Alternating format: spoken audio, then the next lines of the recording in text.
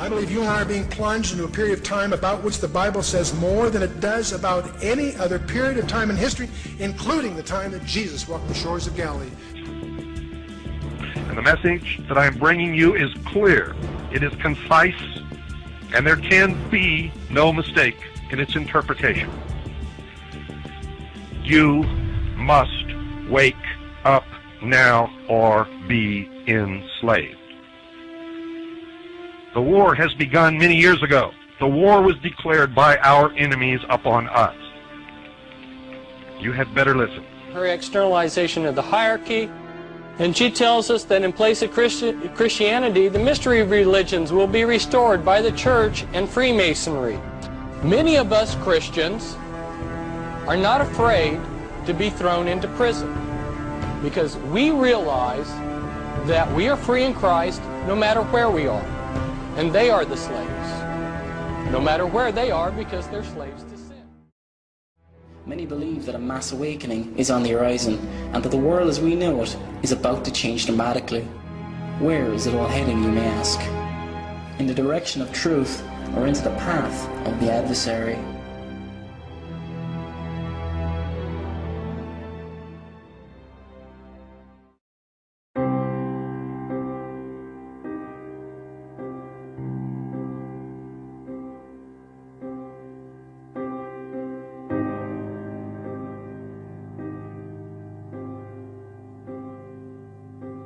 Luciferianism is, and continues to be, the ruling class religion since the time of the ancient mystery and fertility religions. It is also the first lie Satan sold to the world through deceiving Eve and then causing rebellion in Adam. The lie that we can become gods. In Luciferianism, God, the Heavenly Father of all redeemed born-again believers in Jesus Christ, is vilified, and Lucifer is exalted. These mystery religions have continued today in Freemasonry, Skull and Bones, and through also the Jesuits and the Catholic Church. But it is also in almost every aspect of society. So much so that someone sold into the spiritual blindness offered by the Luciferian philosophy in its many forms will not even notice this happening.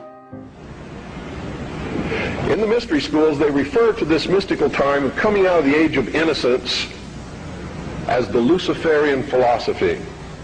I've tried to illuminate you with this for years on my radio broadcast. In the Bible or in the church, they talk about the fall of man. Same thing. There's only one difference between the Luciferian philosophy and the fall of man, is that those who talk about the fall of man believe in God. Whether or not they believe in a Savior, they believe in God. The ones who believe in the Luciferian philosophy do not. Now here's how that works. In the Bible we're told that Eve was tempted by Satan to eat of the fruit of the tree of knowledge of good and evil. God had commanded Adam and Eve not to eat of the fruit of that tree. If you do, ye will surely die. Isn't that the commandment? Lucifer, through his agent Satan, on the other hand, told Eve, God lied to you. He's holding back the fact that you too can become God. But first you have to eat of the fruit of this tree. And if you do, you will surely not die, but shall become as gods. Isn't that true? I am God. I am. Look, if I'm God, what does that make you? Well, we always see in others what we see in ourselves. I am God.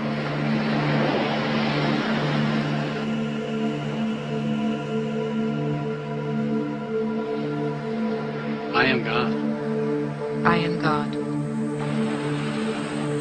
I am God. I am God. I am God. I am God. I am God. I am God. New World Order researcher William T. Still stated the following: Illuminism is really the religion of a benevolent, mythical Lucifer, not Satan.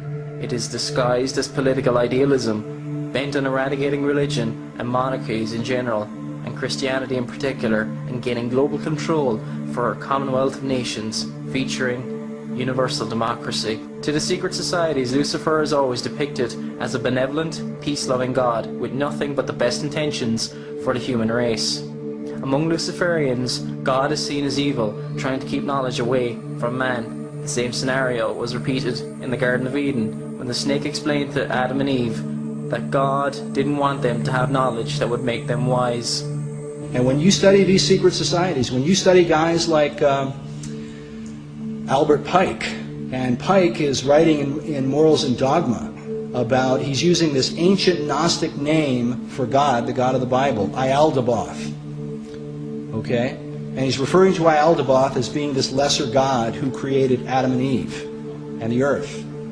Okay? And he goes on to say that it was devils that forbade Adam and Eve to eat from the tree of knowledge.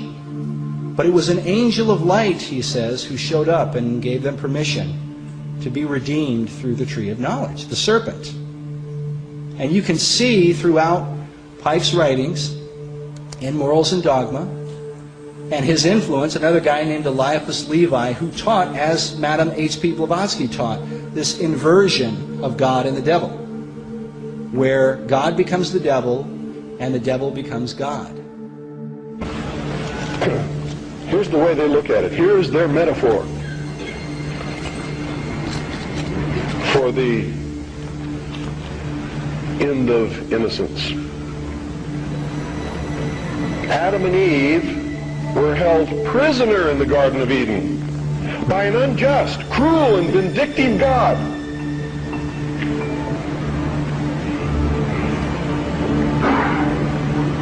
Until Lucifer, through his agent Satan, set man free from this garden by giving him the gift of intellect.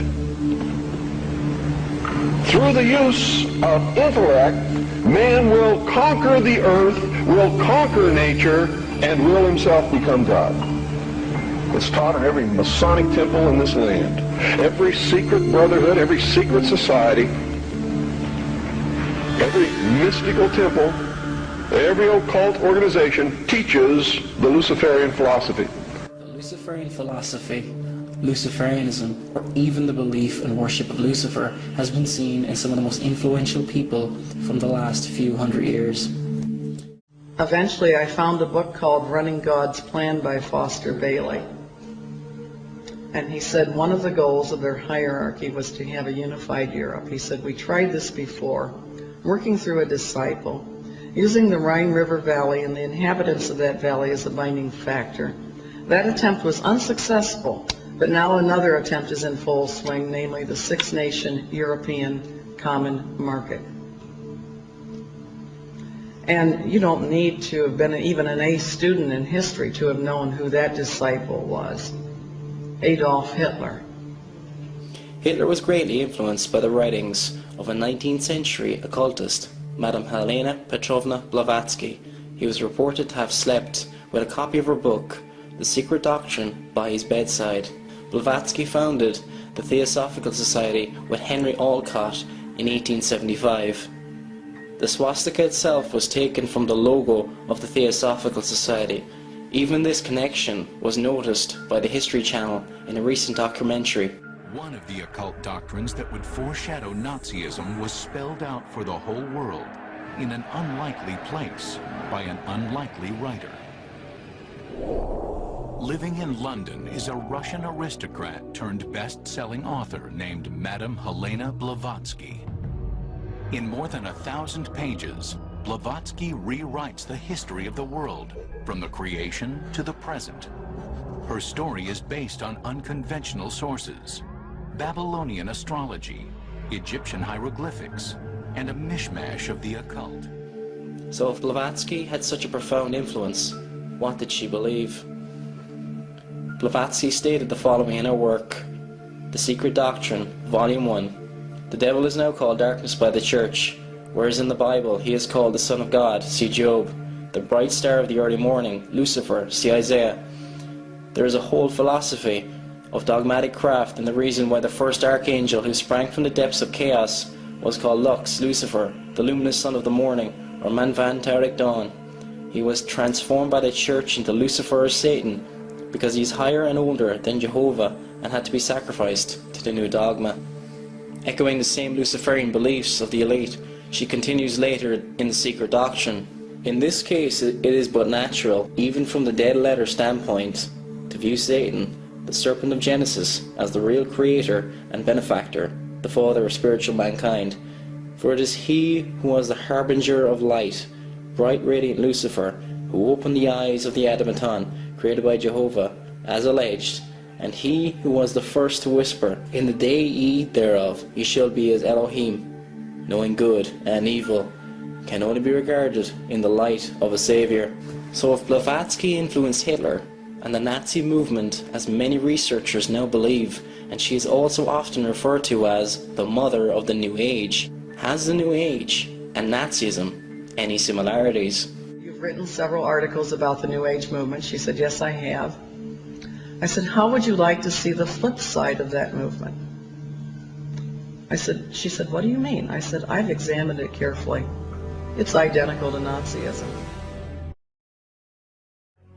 Albert Pike was a 33rd degree Mason, who was also known as the Plato of Freemasonry.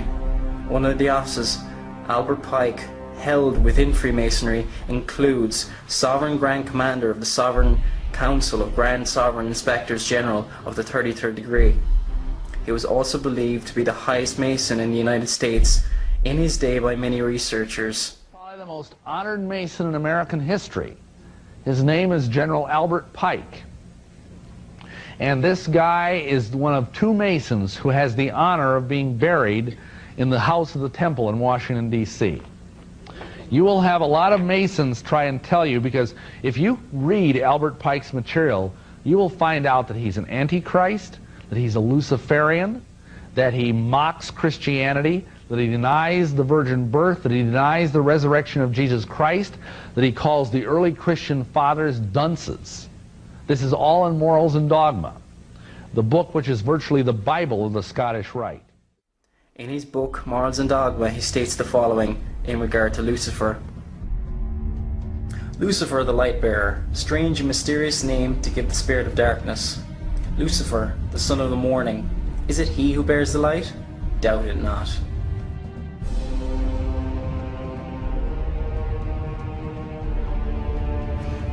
He later asserts the following in relation to Satan. For the initiates, this is not a person, but a force, created for good, by which we may serve for evil. It is the instrument of liberty or free will. They represent this force which presides over the physical generation under the mythologic and horned form of the god Pan. Thence came the he-goat of the Sabbath, brother of the ancient serpent, and the light-bearer, or phosphor, of which the poets have made the false Lucifer of the legend.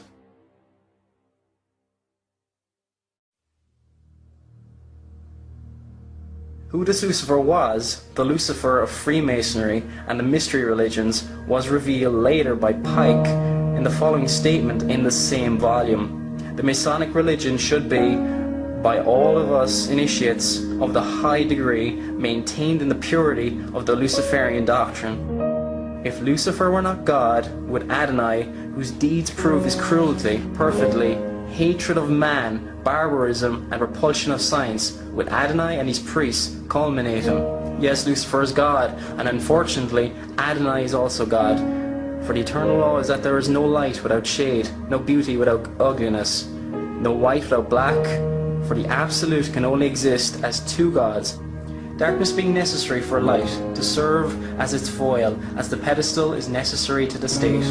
Thus, the doctrine of Satanism is a heresy, and the true and pure philosophical religion is the belief in Lucifer, the equal of Adonai. But Lucifer, God of light, God of good, is struggling for humanity against Adonai, the God of darkness and evil. Manly P. Hall is considered by most of the esoteric wisdom teachers and even people who have come out of that as being probably the leading occult philosopher throughout the 20th century. Masonic author and occult philosopher Manly P. Hall stated the following in his work, The Lost Keys of Freemasonry. When the Mason learns that the key to the warrior on the block is the proper application of the dynamo of living power, he has learned the mystery of his craft. The seething energies of Lucifer are in his hands, and before he may step onward and upward, he must prove his ability to properly apply his energy. The ambitions of Lucifer have been recorded in Scripture thousands of years ago in the book of Isaiah. For thou hast said in thine heart, I will ascend into heaven, I will exalt my throne above the stars of God, I will sit also upon the mount of the congregation in the sides of the north, I will ascend above the heights of the clouds, I will be like the Most High. So, in that one ambition, I will be like the Most High, Lucifer did away with monotheism, one true God. He introduced polytheism. There will be many gods. Well, I'll be one of them. In fact, he's going to be the supreme one. This rebellion against God was even seen among the writings of Karl Marx. Even among the most unlikely sources, the influence of the adversary of mankind is felt. Believed to be an atheist, as present-day Marxists tend to be, but his writings suggest otherwise. This is highlighted in the book Marx and Satan by Reverend Richard Wurmbrand. Marx wrote in one of his early poems, "Then I will be able to walk triumphantly, like a god, through the ruins of their kingdom. Every word of mine is fire in action. My beast is equal to that of the Creator." In another poem, called The Player, later downplayed by Marxists, he stated the following, "The hellish vapors rise and fill the brain, till I go mad and my heart is utterly changed. See this sword? The Prince of Darkness sold it to me. For me he beats the time and gives the signs. Ever more boldly I play the dance of death." Then in his poem The Pale Maiden, "Thus heaven I forfeited. I know it full well, my soul once true to God is chosen for hell." And it is, it's not just a matter of theological opinion, it is hatred against the God of the Bible and hatred against our Lord Jesus Christ. And that's entirely what they mean. I used to think that when the kings write out, because you go to Revelation 19 and you read, it says, "And I saw the beast and the kings of the earth and their armies gathered together to make war against him who sat on the horse," Jesus. I used to think, well, they're probably just out fighting and they don't realize they're fighting against Jesus. But the more I studied these secret societies and what they're doing, the more I'm convicted they know exactly what they're doing. Maybe not all, I can't say all Masons and all Rosicrucians, but many of these guys who are in positions of leadership, they know exactly what they're doing. Next I'm going to just randomly expose Jordanus Maximus, Michael Tessarion, Peter Joseph, and Acharya S. for the New Age Theosophic Illuminati deceivers that they are. The following is proof that Jordanus Maximus, Acharya S., Peter Joseph, and Michael Tessarion are not only inducting people into the esoteric lies that Theosophy and the Illuminati want the population to accept, but they are getting their arguments right from the Satanist Theosophist Helena Blavatsky, right from her books. This proves they are aware that they are externalizing Theosophy to the public. I am not, however, committing the genetic fallacy of saying it comes from Blavatsky, so therefore it's wrong. I have already refuted these Theosophic claims. What I am saying, however, is that by externalizing Blavatsky's view, these people are doing what the elite want them to do, and that is inducting the population into Theosophy and the New Age step by step. Have you ever heard or read Mrs. Blavatsky? She's Helena Petrovna Blavatsky? Right. Yes. Yes, I have all of her works. You have? Yes. Well, that's why. Yes. I think her best work was Isis Unveiled, Part 2, which is theology. Right. And that was an exceptional work. I think that Helena Petrovna Blavatsky, the Russian mystic, was a very wise and perceptive lady, and she had some very profound knowledge, obviously, and her academic achievements were extraordinary, and so I have a very high respect for the work of Helena Blavatsky. For Jordan Maxwell admitted that Manly Palmer Hall, the 33rd degree Freemason, was a great friend of his. Manly Palmer Hall, one of my very good friends, said in one of his lectures, Manly Paul Mahal, one of my very good friends. Although Jordan Maxwell exposes a lot of truth with respect to apparent political corruption, this is a requirement for the esoteric disciple. He must gain your trust. That is why he appears to be anti-New World Order. However, he is doing the very thing that the New World Order wants him to do: externalize the mysteries, externalize the hierarchy, and induct people into the theosophical ideas. In the Zeitgeist 2009 orientation lecture for the Zeitgeist movement, Peter Joseph quotes directly from Helena Blavatsky's book, Key to Theosophy, in the introduction. Let's first look at what Blavatsky says. Inquirer: what are the objects of the Theosophical Society? Theosophist: to form the nucleus of a universal brotherhood of humanity without distinction of race, color, or creed. Inquirer: the Theosophical Society is not then a political organization? Theosophist: certainly not. It is international in the highest sense, in that its members comprise men and women of all races, creeds, and forms of thought, who work together for one object, the improvement of humanity. But as a society it takes absolutely no part in any national or party politics, unquote. Now here's what Peter Joseph just said in 2009. The Zeitgeist movement is not a political movement. It does not recognize divisionary notions such as nations, governments, races, religions, creeds, or class. Rather, we see the world as one organism, with the human species as a singular family. The Zeitgeist movement is not a political movement. It does not recognize divisionary notions such as nations, governments, races, religions, creeds, or class. Rather, we see the world as one organism, with the human species as a singular family. Peter Joseph and the Zeitgeist movement is nothing more than a New World Order Illuminati theosophic infiltration of the truth movement. In fact, Peter Joseph, in Zeitgeist Addendum, after persuading people that this New Age change is somehow good, he quotes Blavatsky again, this time using the same derogatory term that Blavatsky uses towards those who don't buy into the New Age agenda. The emergent and symbiotic aspects of natural law. The emergent nature of reality is that all systems, whether it is knowledge, society, technology, philosophy, or any other creation, will, when uninhibited, undergo fluid, perpetual change. Likewise, the future will contain technologies, realizations, and social structures that we cannot even fathom in the present. And it is this awareness that aligns us and leads us on a continuous path to growth and progress. Static, empirical knowledge does not exist. Rather, it is the insight of the emergence of all systems we must recognize. This means we must be open to new information at all times, even if it threatens our current belief system and hence identities. The fact is, there is no such thing as a smart human being, for it is merely a matter of time before their ideas are updated, changed, or eradicated. And this tendency to blindly hold on to a belief system, sheltering it from new, possibly transforming information, is nothing less than a form of intellectual materialism. Intellectual materialism. The phrase intellectual materialism is a theosophic phrase first invented and used by Blavatsky and her theosophists, namely in Lucifer magazine.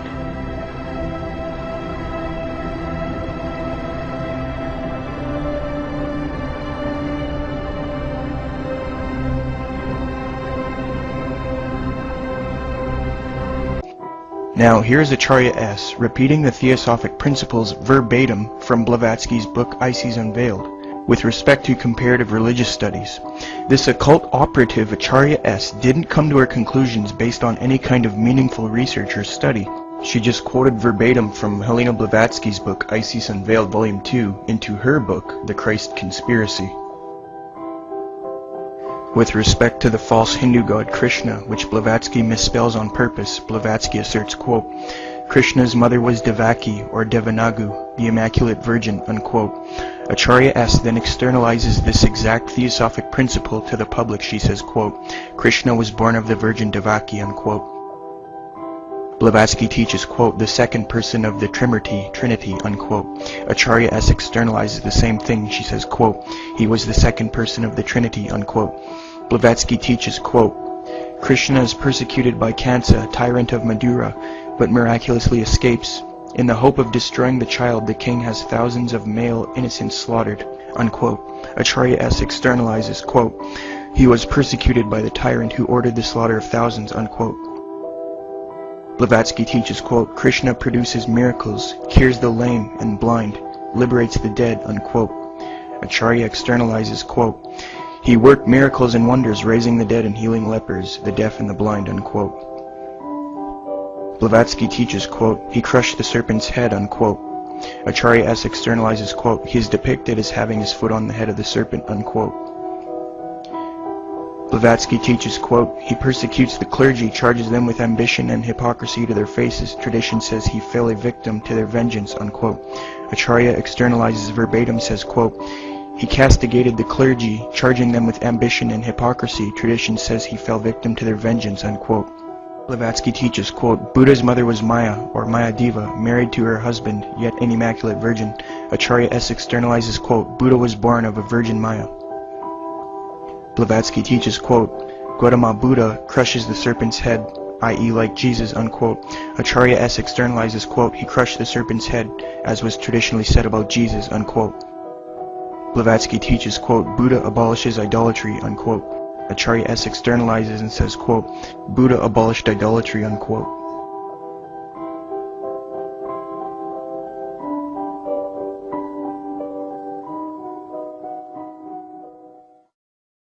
Acharya S., or Dorothy M. Murdoch, obviously quotes profusely from Blavatsky and externalizes this theosophic doctrine to the public.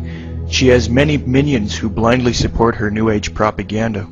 If you don't believe that she advocates the abolition of Christianity and the same New Age of Aquarius that Theosophy, Freemasonry, the Illuminati, and the UN want, listen to the following and realize that she is double-speaking or giving mixed messages.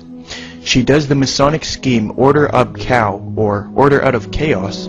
She is blaming theists, namely Christians, for the problems of the world, and that the New Age will cure all of the evil from those bad Christians out there. However, she is covering up the fact that the ones causing the chaos right now are the Theosophist Freemasons who are causing the chaos in order to bring about their Order Out of Chaos scheme. They artificially create the crisis, i.e. war, destruction, social problems, drugs, wickedness in the media, etc. Then they blame the Christians and the current ideologies and offer the New Age solution. This is what Acharya, the Theosophist, is promoting here. In agreement with Blavatsky with respect to Satan, Acharya S. states, perhaps the devil brings peace and not a sword to humanity. Considering how many people have been killed in the name of God and not the devil, maybe the world is worshipping the wrong entity. In fact, Acharya's claims about Horus, where she externalizes this Illuminati view that Christ is the sun god instead of later pagans corrupting certain things, have infiltrated the minds of the major media outlets. This New Age Theosophic view has been officially externalized on major daytime television broadcasting.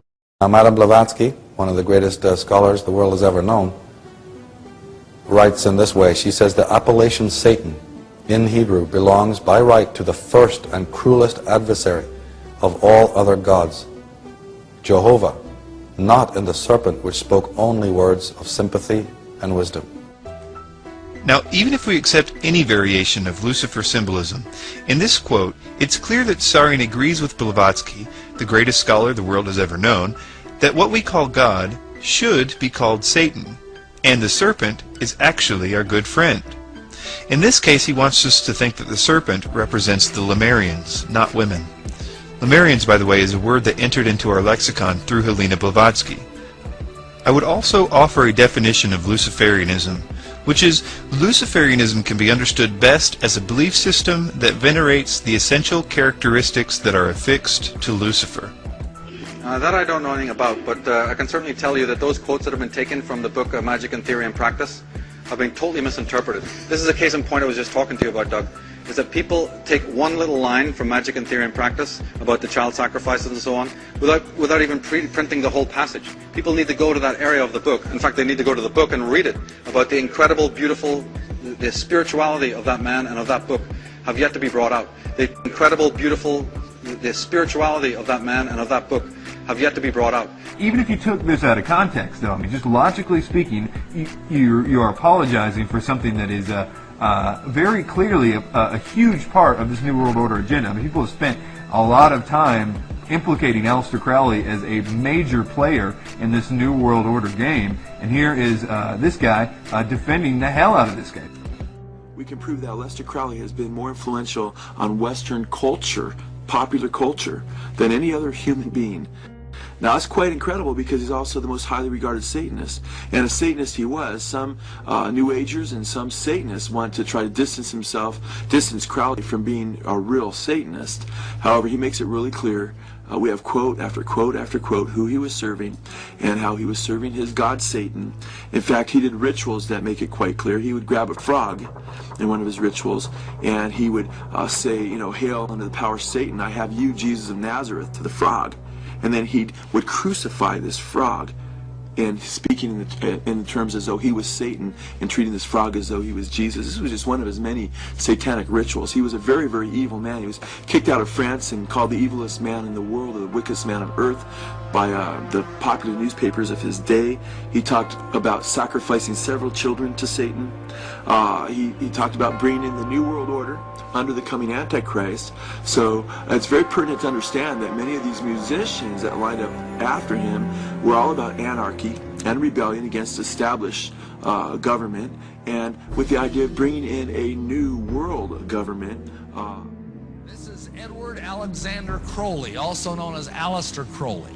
He styled himself the wickedest man in the world.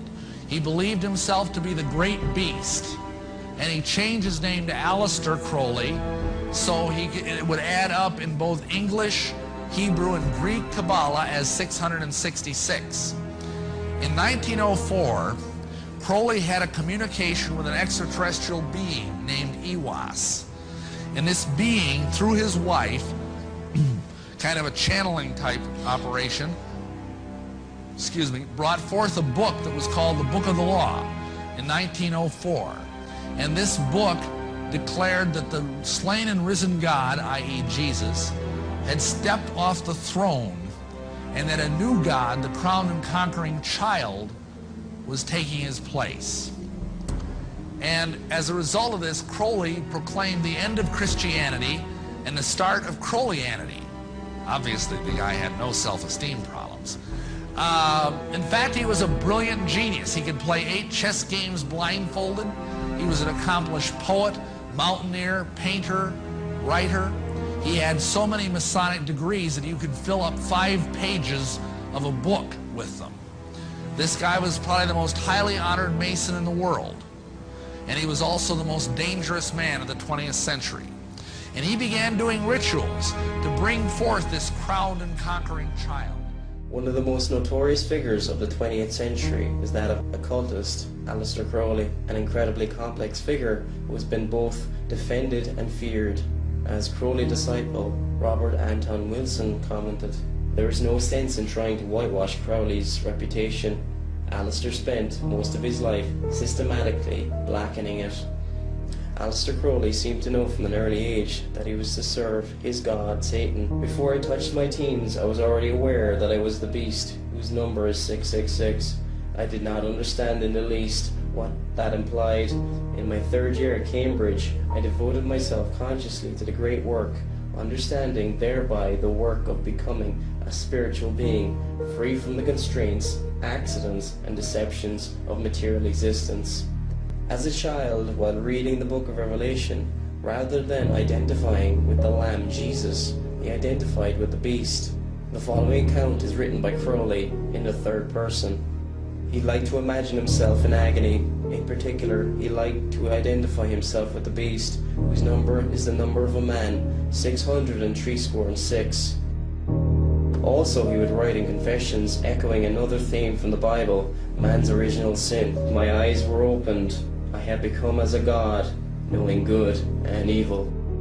Probably the most significant book produced by Crowley was the Book of the Law, written in 1904. It was from this book that we get the popular saying of "Do what thou wilt shall be the whole of the law," which became "Do your own thing" of the 1960s. The book describes the establishment of Crowley's new eon. Crowley biographer Lawrence Sutton describes, in short, the old aeon of the dying God, of a man preoccupied by his sins and morality, must be avenged by the new aeon, in which humanity recognizes its own innate divine spirit. The transformation from the old aeon to new must be total. Fire, blood, and blasphemy are prominent amongst the birth pangs.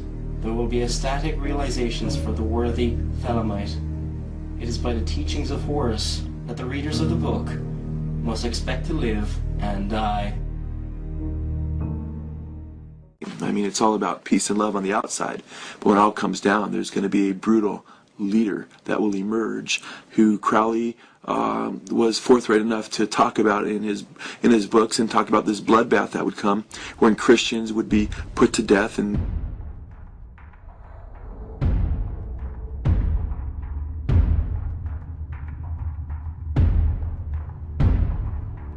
While Crowley taught a type of love, it would seem that this does not extend to Christians. Nature's way is to weed out the weak. This is the most merciful way too. At present, all the strong are being damaged, and their progress hindered by the dead weight of the weak limbs, and the missing limbs, the diseased limbs, and the atrophied limbs, the Christians to the lions. Humanitarianism, which is the simplest of the mind, acts on the basis of the lie, the king must die. The king is beyond death. It is merely a pool where he dips for refreshment. We must therefore go back to Spartan ideas of education, and the worst enemies of humanity are those who wish, under pretext of compassion, to continue its ills through the generations, the Christians to the lions.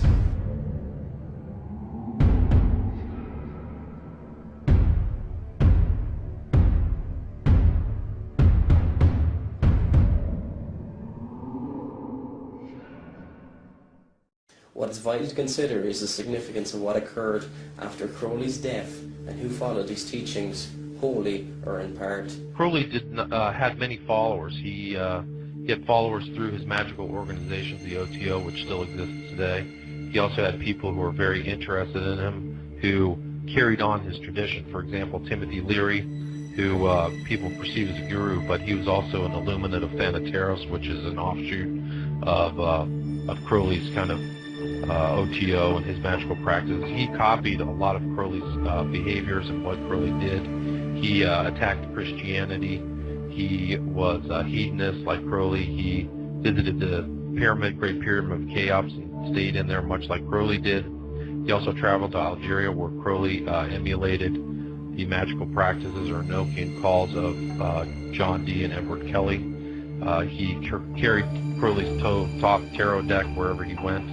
And he actually inverted he wrote a book called Confessions of a Hope Fiend, which is an inversion of two of Crowley's books called Confessions and Diary of a Dope Fiend. Well, I've been an admirer of Aleister Crowley. I think that I'm carrying on much of the work that he started over 100 years ago, and I think the 60s themselves. You know, Crowley said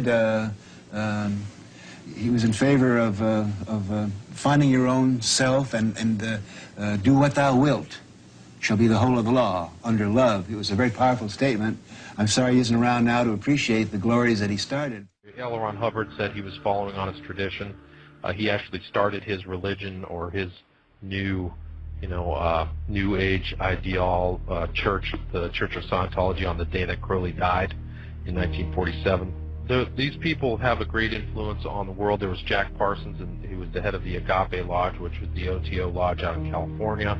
And his scribe was actually L. Ron Hubbard. Charles Manson was a member of the Solar Lodge, which is an offshoot of the OTO. So Manson was very knowledgeable about these kind of practices, and he had an immense influence upon the 60s. Alfred Kinsey visited Aleister Crowley's Abbey of Thelema, which was his kind of the inversion of a church that he had in Cefalù, Sicily, and very dark rituals took place there. There were also musical followers: Jimmy Page, David Bowie, Ozzy Osbourne. There's his ideas suffuse J.K. Rowling's books by Harry Potter. And I haven't read all of her books, but her movies and what I've seen, the references to Flood and Sirius, these are all highly occultic references that indicate that she knows quite a bit more than she's telling to the public. And these are books and movies that have been seen by billions of people. Ian Fleming was influenced by Crowley. He wrote the James Bond book. So it goes on and on. So they're still out here together. There's a commonly understood reference to Crowley and Sgt. Pepper's Lonely Hearts Club Band. I was going to mention that. Of course, Crowley appears on the cover twice, didn't he? I know just once, but there's also the kind of a story about the intro to Sgt. Pepper's. It says 20 years ago today, Sgt. Pepper taught the band to play, and somebody told me that was a reference to Crowley. It was 20 years ago today that day that Crowley passed away. So 47 was when he died, and I guess the album came out in 67. So and Lennon himself was a known occultist. He would constantly go to occult bookstores in New York City, and had some of his writings, Imagine, and all these other songs and stuff reference a lot of occult subjects. So occult doctrines have led to the 1960s counterculture and led countless people down a path that has seen devastating results. Probably the greatest example of this was the rise of Nazi Germany in the 1930s. During this time, before the rise of Hitler's Nazi Party, Germany experienced an enormous rise in occult interest. This allowed the Führer to spellbound these audiences. The current worldwide revival of Hinduism blended with psychology and disguised as self-improvement, self-hypnosis, positive mental attitude seminars, visualization techniques, and mind dynamics courses has made today's world far more susceptible to spiritual deception than the Germany that embraced Adolf Hitler.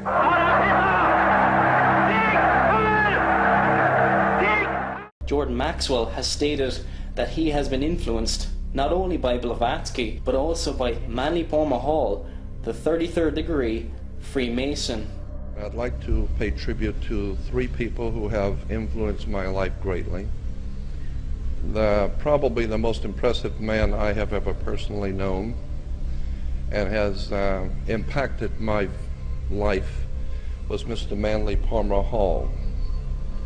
Manly P. Hall, if you do not know, was one of the most brilliant spiritual men that I have ever even read about.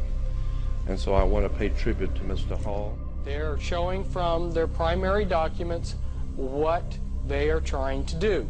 And here in this document, Manly Palmer Hall tells us that a secret governing body controls the globe, not the various religious governing bodies that pretend to rule. That's what I was trying to tell you with that diagram with the black circle in the middle of the pie. And who is Manly P. Hall? Manly P. Hall was a Grand Master in the Illuminati, and he was also a Grand Master in Freemasonry. And here is the Scottish Rite Journal's obituary of him, illustrious Manly Palmer Hall, often called Masonry's greatest philosopher. They were to deny that Lucifer was their god whenever an outsider was smart enough to break through all of the secrets and figure it out. Well, of course, folks, they're sworn to secrecy. They have to deny anything about the true secrets of their order. I mean, what kind of logic is this? That's plain as the nose in your face. You must understand that when you ask a Mason a question about Freemasonry, he's going to tell you a lie because he is sworn to secrecy, and he is sworn by blood oaths. And I know that by the time they've reached the 32nd degree, they've taken at least 32 different oaths swearing them to secrecy. Manly P. Hall, if you do not know, was one of the most brilliant spiritual men that I have ever even read about. And so I want to pay tribute to Mr. Hall. And who is Manly P. Hall? Manly P. Hall was a Grand Master in the Illuminati.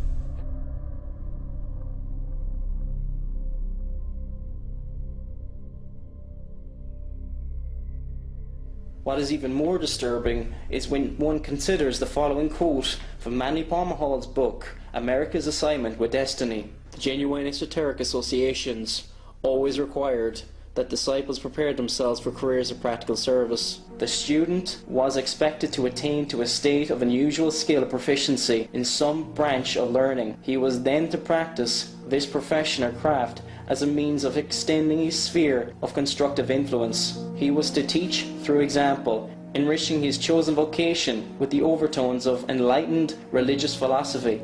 thus gradually creating a significant zone of influence. He was available for whatever task the keepers of the great plan required. Practical ends can only be achieved by practical means, and the agents of the universal reformation must be sufficient for every emergency.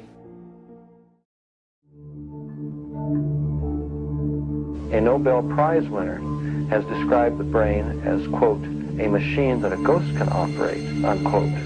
What that means is, in an altered state of consciousness, the connection between my spirit that normally operates my brain and my brain is loosened, and that allows another spirit being to interpose itself, begin to tick off the neurons in the brain, create an entire universe of illusion, astral travel, give psychic powers. In this way, the world is being prepared for some ultimate delusion. Sheep to a slaughter, most of us here, and we've failed to recognize the nature and the actual agenda of the New World Order, which is a spiritual agenda, apparently. Even out of their own mouths, it's a spiritual agenda. That these beings are desiring the world order. They're playing the people just to get them to spread the message. And one great example of the way this works I came across, which the beings, which we call the guys, told us about. You call them the guys? The guys, yeah. It's not. But the beings like Tarot, Rakoski. And that's right. Right. Now he was Jesus' father, Rakoski. That's right. And Merlin as well. Part of him was, yeah. That's right. Aspects. Now, although there's a lot to talk about from that clip, the thing that I want to focus in on is the being's name, Rakoski. In Theosophy, Rakoski is one of the ascended masters. These are the beings that are supposedly so evolved that they have transcended the physical realm, and now they are helping humanity pass through a coming age of enlightenment. Rakoski was a particular ascended master that Alice Bailey wrote extensively about. It is especially significant that Ike calls him the Lord of all creation, and elsewhere, as we will see, the Lord of civilization, and says that he is, quote, directly responsible for the changes the earth will undergo, because these are absolutely clear examples that he is referring to the same ascended master that Alice Bailey made prominent, as she gave him those exact titles and said that his task was to establish the new civilization of the age of Aquarius. Then came the third stage, which started in 2003, when I had an ayahuasca experience in Brazil, and a voice talked to me for 5 hours about the nature of reality. Real clear, very funny, and mind-blowing and life-changing. I have often wondered if Ike has ever taken any precautions to make sure that the entities that he is in contact with are good entities. He often talks about how the Illuminati are in contact with bad extra-dimensional beings, after all. And the same gods, demonic entities as they're called in this case, that are worshipped by the Satanists, are the same gods that are worshipped by the secret societies and the religions, unknowingly. In Satanism, it's knowingly. These reptilian entities seem to operate, and again, it's not just reptilian. There are many different kinds of entities that do not have a human form, that operate just outside of human sight, and history has recorded them as demons and all this stuff. So I wonder if he had a system to discern whether the ones that he's talking to are the same ones that are influencing the Illuminati.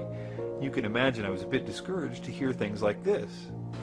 Well, I've been on a long journey of nearly 20 years now, consciously doing this, and some force has been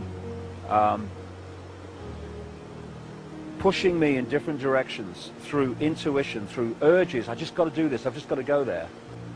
As I've gone through this and followed it, and who the force is and they are, I don't know. I'm not really that interested, funnily enough, because I just go with it, and I'll remember what it's all about when I leave this genetic spacesuit.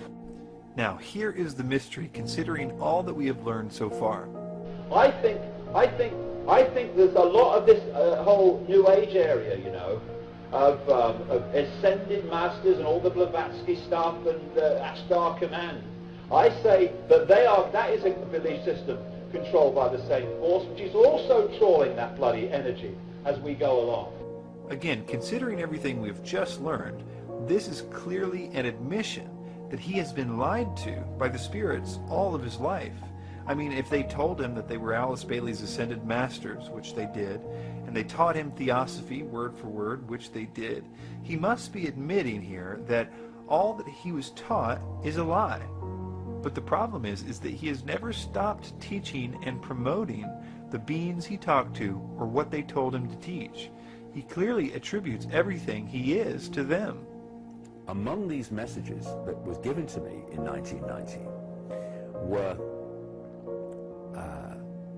he will say things and wonder where they came from.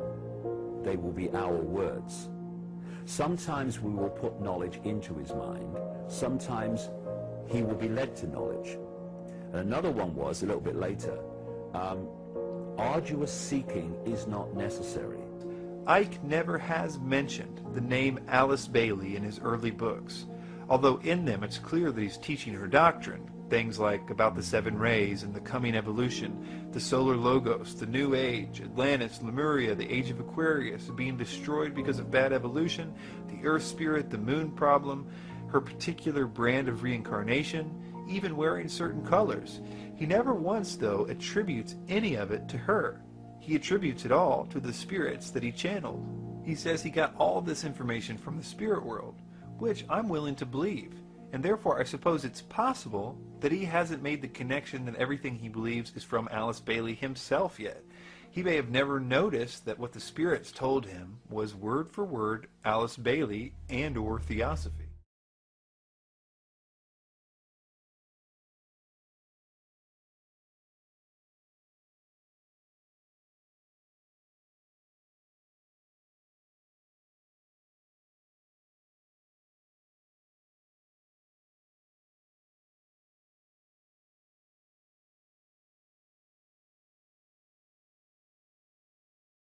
That people like you have now come to decide that I am working for the Illuminati. You're a true believer, Jordan. I've always thought that. You think that what you're doing is good, but it's just something that you can obviously tell that those angels weren't good. The message isn't good. You are being used to spread the one message that the New World Order does really care about, and that is turn away from Jesus Christ at all costs.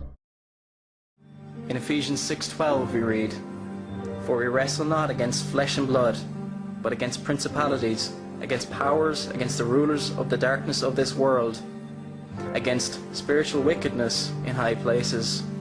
But if the conspiracy is spiritual in nature, as the Bible states, where is it leading? Who is influencing the New Age movement of today? Alice Bailey was a disciple of the Luciferian theosophist H.P. Blavatsky. She praised Blavatsky in the acknowledgement page of her work, A Treatise on Cosmic Fire, when she stated that the book was, quote, dedicated with gratitude to Helena Petrovna Blavatsky, that great disciple who lighted her in the East and brought the light to Europe and America in 1875, unquote. Alice Bailey never claimed to write any of her 24 books, but rather that the Tibetan spirit guide Shual Kul wrote them. In other words, Bailey was channeling the spirit. Foster Bailey, Alice Ann Bailey's husband, stated in his book, Running God's Plan, that modern esotericism is a new phenomenon in the Western world, pioneered by the Tibetan teacher Shual Kul. Working with H.P. Blavatsky, again this time working with Alice Ann Bailey, the same master teacher has provided the interim teaching needed for conscious entry into the new Aquarian age. The study of this new teaching in the books published under the name of Alice Bailey is producing a revival of esotericism and a new technique for self-development, this time with the selfless goal of world service. Alice Bailey founded the Lucifer Publishing Company in 1920, but the name changed to Lucis Trust in 1922. Now this is from Alice Bailey. She wrote The Externalization of the Hierarchy, and she was head of Lucis Trust. And Lucis Trust, as so many of you already know, is a publishing company. Lucis Publishing is a publishing company for the United Nations, and it was originally known as Lucifer Publishing and Lucifer Trust. And Alice Bailey created 140 New Age religions.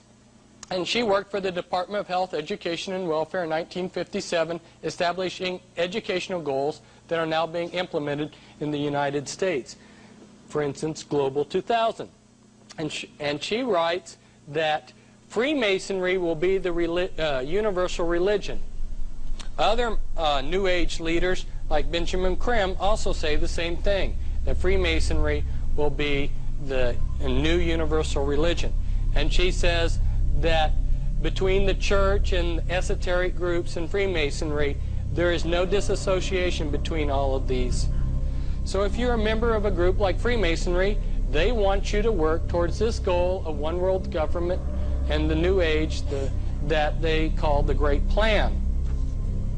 And Alice Bailey tells us how they're going to do this. She says, by means of the educational work of the world, the Great Lord, who she refers to in this book as Lucifer, seeks to reach those of the intelligent public who cannot be reached by means of ceremonial and symbolism as in Masonry, or by religious means and rituals as in the church. It touches the masses and those in whom the intelligent aspects predominate. What she's telling us here is, and we'll read it again in this next one, is the three main channels through which the preparation for the New Age is going on might be regarded as the church, the Masonic fraternity, and the educational field. We're going to get them in the churches to bring in this New Age. But not everybody goes to church. So we'll teach them in the fraternities. But not everybody goes to a Masonic lodge. So then the safety net for it all is education. We're in a period of what is called externalization of the hierarchy. They're taking what was done in secret 100 years ago, and they're externalizing what was done by the hierarchy in secret into society. As we have already seen, The Conspiracy is Spiritual in Nature. Probably the most important book written by Alice Bailey was Externalization of the Hierarchy. This book details the setting up of a New World Order. But this is not the New World Order that many in the Truth Movement are aware of. Instead, it is a New World Order that will rise out of the ashes of the old world order. The old ways will be done away with in the new world order. Evil in Bailey's writings is associated with having, quote, a nationalistic, separative, or isolationist spirit, unquote. When one compares the new world order envisioned by Lucius Trust and the United Nations and compares it with the Venus Project, the similarities are unmistakable. The Venus Project, with its ties to the United Nations, has put forward through the Zeitgeist films the utopian dream of the elite. This has been envisioned at least since the time of Plato and was described by people such as the Rosicrucian Sir Francis Bacon. The dream of the elite is to recreate Atlantis. Alice Bailey stated in The Externalization of the Hierarchy, if this work is soundly done, then a world unity can be established which will produce right human relations, a sound world politic, a united spiritual effort, and an economic sharing which will bring to an end all competition and the present uneven distribution of the necessities of life. In the future, the contributory factor in life must be emphasized and developed, and the good of the entire family of nations must be substituted for the good of one nation or a group of nations. The resources of the entire planet must be shared collectively, and it must be increasingly realized that the products of the earth, the gifts of the soil, the intellectual heritage of the nations belong to the whole of mankind and to no one nation exclusively. Speaking in America's Assignment with Destiny, Manly P. Hall stated the following: this vision must be communicated, it must be extended throughout human society until humanity redeems itself by the experience of enlightenment. And here's from another Freemason, high-ranking, Foster Bailey, and he says, little as it may be realized by the unthinking Mason who is interested only in the outer aspects of the craftwork, the whole fabric of Masonry may be regarded as an externalization of that inner spiritual group whose members down the ages have been custodians of the plan and as those to whom has been committed the working out of the will of God for the race of men. They assist at the unfolding of the consciousness of the candidate until the time comes when he can enter into light and in his turn become a light bearer, one of the Illuminati who can assist the lodge on high in bringing humanity to light. The hierarchy is also being externalized through media giants such as Oprah. That what I believe is that Jesus came to show us Christ consciousness. Alice Bailey stated the following: humanity has been brought in consciousness increasingly nearer to the spiritual centers of love and life, and has been stimulated to make spiritual progress, to awaken to the light within, to unfold the Christ consciousness, and to find the path of light which leads to divinity. Many liberal organizations, including the United Nations, are pursuing the development of a one-world religious organization. Today, on the United Nations 55th anniversary, CBN News reporter Wendy Griffith takes a look at what's behind this push for a global religious voice.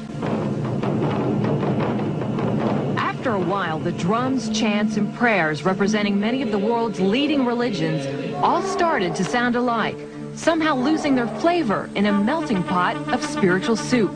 The first ever Millennium World Peace Summit of religious and spiritual leaders took place at the United Nations in August, and some believe it marked the first major step toward a movement to usher in a global spiritual body that may one day speak for all religions.